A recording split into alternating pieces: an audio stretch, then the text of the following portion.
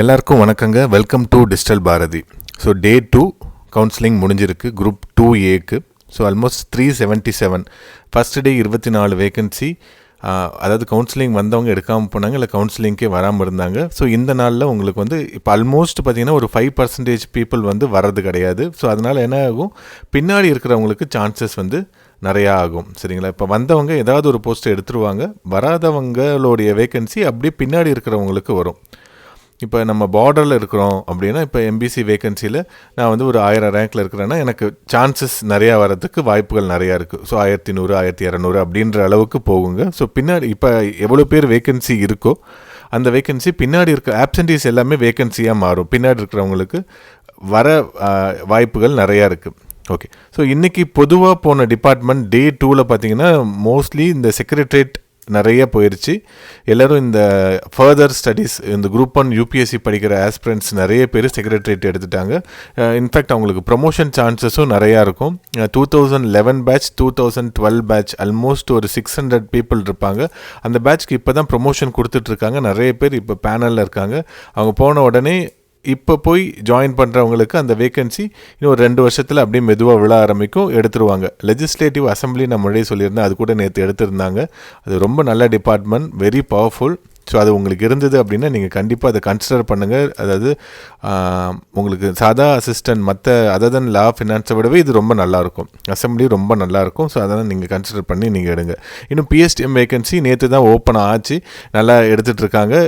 Days ஆக ஆக அந்த பிஎஸ்டிஎம் பீப்புளுக்கும் அப்புறம் வந்து இந்த ஸ்பெஷல் கேட்டகரி பீப்புளுக்கும் இந்த எக்ஸ் மிலிட்ரி அவங்களுக்கும் நிறைய வேகன்சி வரும். ஸோ அவங்களாம் வந்து எடுப்பாங்க. சீனியர் இன்ஸ்பெக்டர் பின்னாடி நாளில் கூட எடுப்பாங்க. முனிசிபல் கமிஷனர் இப்போ ஷெட்யூல் ட்ரைபில் இருக்காங்கன்னா அவங்க பின்னாடி நாளில் கூட எடுப்பாங்க. ஸோ இது மாதிரி ஸ்பெஷல் கேட்டகரியில் இருக்கிறவங்களுக்கு பின்னாடி நாளும் வந்து வேகன்சிஸ் அப்படின்றது இருக்கும். ஸோ அவங்க ஈஸியாக எடுக்கலாம். ஓகே. ஸோ நேற்று வந்து நம்ம சொன்ன மாதிரி செக்ரட்டரியேட் நிறைய போச்சு. அதுக்கப்புறம் ரெவன்யூ டிபார்ட்மெண்ட் போச்சு. ரெவன்யூ டிபார்ட்மெண்ட் ஆல்மோஸ்ட் முக்கியமான டிஸ்ட்ரிக்ட் எல்லாத்துலேயுமே காலி ஆகிடுச்சு. இன்னும் கொஞ்சம் இருக்குது, சில மாவட்டங்களில் இருக்குது. இது இன்றைக்கி ஃபுல்லாக முடிஞ்சிடும் அப்படின்னு நினைக்கிறாங்க. ரெவன்யூ டிபார்ட்மெண்ட் ரொம்ப இப்போ இருக்கிறதுல ரொம்ப நல்லாயிருக்கும். அதனால் நிறைய பேர் அதை வந்து ப்ரிஃபர் பண்ணி எடுப்பாங்க. ஸோ நீங்கள் வெளி டிஸ்ட்ரிக்டாக இருந்தாலுமே கூட நீங்கள் ஒரு 1 இயர் கழித்து நீங்கள் மியூச்சுவல்லையோ ஒன் வே ட்ரான்ஸ்ஃபர்லையோ நீங்கள் மாற்றிட்டு வருவதற்கு வாய்ப்புகள் இருக்குது. சரிங்களா? ஏன்னா என்ன சீனியாரிட்டியை லூஸ் பண்ணுவோம். ஒரு ஓவர் 3 இயர்ஸ் ஆயிடுச்சு அப்படின்னா நமக்கு வந்து ரொம்ப ஜூனியர் மோஸ்ட்டாக ஃபிக்ஸ் பண்ணுவாங்க. அதனால் அது அட்வைசபிள் கிடையாது. ஸோ எவ்வளோக்கு எவ்வளோ சீக்கிரமாக நம்ம மாற்றிக்கிறோமோ அந்த அளவுக்கு நல்லது. ரெஜிஸ்ட்ரேஷன் டிபார்ட்மெண்ட்டும் நேற்று ஆல்மோஸ்ட் ஓவர் ஆயிடுச்சு. ஜென்ரல், பிசி, எம்பிசி எல்லாமே முடிஞ்சிருச்சு. இன்னும் டிரான்ஸ்போர்ட் ஓப்பன் ஆகாமல் இருக்குது. பயங்கர ஷாக்கிங்காக இருக்குது. டிரான்ஸ்போர்ட்டும் ரெஜிஸ்ட்ரேஷனும் பேரலாக போகும். இந்த டைம் டிரான்ஸ்போர்ட் இருக்குது. அதனால் இன்றைக்கி போகிறவங்க எல்லோரும் டிரான்ஸ்போர்ட் அப்படின்றத எடுப்பாங்க. மெக்கானிக்கல் இன்ஜினியரிங், ஆட்டோமொபைல் இன்ஜினியரிங் படிச்சிருந்தீங்கன்னா நீங்கள் டெக்னிக்கல் லைன்லேயும் போகலாம். ஸோ இது ஒரு நல்ல ஆப்பர்ச்சுனிட்டியாக இருக்கும். நிறைய பேர் இன்ஜினியர்ஸ், ஃபுல்லாக இன்ஜினியர்ஸ் நிறையா இருக்கிறீங்க. சரிங்களா? லேடிஸ் எல்லோரும் இந்த ட்ரெஷரி டிபார்ட்மெண்ட்டை இன்றைக்கி நிறைய எடுப்பாங்க. ட்ரெஷரிஸ் ஐடி ஜாப் மாதிரி தான் இருக்கும் உங்களுக்கு. எல்லாமே ஐஎஃப்ஹெச்ஆர்எம்எஸ் வந்ததுனால கம்ப்யூட்டரைஸ்டு. அதனால் உங்களுக்கு ஒரு இருக்கக்கூடிய 8-9 மணி நேரத்தில் ஒரு 4-5 ஹவர்ஸ் வேலை செஞ்சாவே போதும். அந்த அளவுக்கு தான் இருக்குது நமக்கு. எல்லாமே கம்ப்யூட்டரைஸ் ஆனதுனால வேலை ரொம்ப ஈஸியாகிடும், ரொம்ப சீக்கிரமாக முடிச்சிடலாம். அப்புறம் இண்டஸ்ட்ரீஸ் காமர்ஸ் டிபார்ட்மெண்ட்லாம் எடுக்க ஆரம்பிச்சிருக்காங்க. அதுவும் வந்து உங்களுக்கு நல்லாயிருக்கும், சூப்பராக. அதுலேயும் டெக்னிக்கலுக்கு போகிறதுக்கு வாய்ப்புகள் இப்போ தான் ஓப்பன் ஆகிருக்கு. சரிங்களா? ஸோ ஏஇ ஆகிறதுக்கு வாய்ப்புகள் இருக்குது. அதெல்லாம் நீங்கள் நான் சிவில் இன்ஜினியரிங் இருந்தால் ஆகலாம். ஹெச்ஆர்என்சிஇ அதெல்லாம் இப்போ போக ஆரம்பிச்சிருக்கு. ஸோ அதெல்லாம் வந்து கண்டிப்பாக கன்சிடர் பண்ணி எடுக்கலாம். அதே மாதிரி சென்னை எடுக்கணும் அப்படின்ட்டு நிறைய பேர் கேட்குறாங்க. சென்னை எடுக்கணும் அப்படின்னா சிஆர்ஐ ஆஃபீஸு, சர்வே, அப்புறம் வந்து சிவில் சப்ளைஸ் இதெல்லாம் நம்ம வந்து எடுக்கலாம். ஸோ டிவிஎஸ்சி வேகன்சி இருந்தது அப்படின்னா அதுவும் எடுங்க. அதுவும் ரொம்ப நல்லாயிருக்கும்.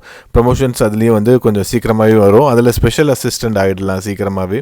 ஸோ அதுவும் வந்து நல்லாயிருக்கும். ஸ்பெஷல் அசிஸ்டண்ட் அப்படின்றது நம்ம குரூப் 2 இன்டர்வியூ போஸ்ட்டில் இருக்கிறது. ஸோ அந்த போஸ்ட்டுக்கும் போகிறதுக்கு வாய்ப்புகள் இருக்குது. ஸோ அதெல்லாம் எடுக்கலாம். சேலம் சரௌண்டிங்கில் வேணும் அப்படின்னா செரிகல்ச்சர் டிபார்ட்மெண்ட் எடுக்கலாம். ஈரோடுனா பவானி சாகர், இதெல்லாம் வேகன்சி இருந்தது அப்படின்னா அந்த ஊர் பக்கத்துலேயே நம்ம இருக்கலாம். ஸோ அதெல்லாம் நம்ம கன்சிடர் பண்ணி எடுக்கலாம். இந்த எஜுகேஷன் டீமில் இருக்கக்கூடிய எம்ப்ளாய்மெண்ட்டு, அதுக்கப்புறம் வந்து பார்த்திங்கன்னா இந்த டெக்னிக்கல் எஜுகேஷன், இது எல்லாமே எஜுகேஷன், அதாவது நம்மளுடைய ஸ்கூல் எஜுகேஷன் டிபார்ட்மெண்ட், இதெல்லாம் கொஞ்சம் ஃப்ரீயாக இருக்கும் ரிலேட்டிவ்லி. மற்ற டிபார்ட்மெண்ட்டோடு கம்பேர் பண்ணுறப்ப நமக்கு வந்து வேலை குறைவாக தான் இருக்கும். ஸோ இப்போ ஹவுஸ் ஒய்ஃபாக இருக்கிறீங்க, இப்போ இவ்வளோ நாளாக இருந்துட்டு இப்போ ஏதோ ஒரு வேலை நமக்கு வந்து போயிட்டு வரோம் அப்படின்றனா ஒரு மானிட்டரி பெனிஃபிட் மட்டும் இதுலேருந்து வரப்போகுது அப்படின்னா கண்டிப்பாக இது மாதிரி வேலையெல்லாம் எடுக்கலாம். இல்லை சர்வீஸ் தான் நான் பண்ணணும் அப்படின்னா நீங்கள் registration, revenue department, rural development அதெல்லாம் எடுக்கலாம். ரூரல் டெவலப்மெண்ட்டும் நேற்று நிறைய போச்சுங்க. ரூரல் டெவலப்மெண்ட்டும் இன்னும் ஃபுல்லாக எல்லாம் எடுக்க ஆரம்பிக்காமல் இருக்காங்க. ஸோ இன்றைக்கி டேயில் வந்து ரூரல் டெவலப்மெண்ட் எடுப்பாங்க, டிரான்ஸ்போர்ட் டிபார்ட்மெண்ட் எடுப்பாங்க, ட்ரெஷரி இன்னொரு 3-4 நாளைக்கு கண்டினியூஸாக எடுத்துகிட்டு இருப்பாங்க, லேபர் டிபார்ட்மெண்ட் நிறைய பேர் எடுப்பாங்க. ஸோ அதுலேயே வந்து அடுத்த ப்ரமோஷனே வந்து நம்மளுடைய குரூப் 2 இன்டர்வியூ போஸ்ட் அப்படின்ற லெவல் இருக்கிறதுனால அதையும் நிறைய பேர் எடுப்பாங்க. ஸோ இதுதான் இன்றைக்கோடது.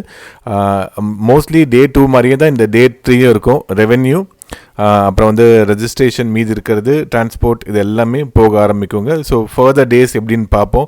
இன்னும் இந்த போலீஸ் டிபார்ட்மெண்ட், ஃபாரஸ்ட் டிபார்ட்மெண்ட் இதெல்லாம் பெருசாக ஓப்பன் ஆக ஆரம்பிக்கலை. ஸோ அதெல்லாம் நாள் ஆக போகும். ஒரு சிலர் யூனிஃபார்ம் போட முடியல அப்படின்னு இருக்கிறவங்க போலீஸ் டிபார்ட்மெண்ட் போனீங்கன்னா நீங்களும் வந்து உங்களுக்கு கேன்டீன் இருக்கும், போலீஸ் கேன்டீன் இருக்கும், நம்ம போலீஸ் டிபார்ட்மெண்ட் அப்படின்னு நம்ம சொல்லிக்கலாம். ஸோ அதெல்லாம் நிறைய வசதிகள் இருக்கும், சரிங்களா? ஸோ அதை கூட நீங்கள் பின்னாடி நாளில் வரவங்க கன்சிடர் பண்ணுங்கள். ஸோ இதுதான் இந்த டேவோடைய அப்டேட்டுங்க. பார்ப்போம்.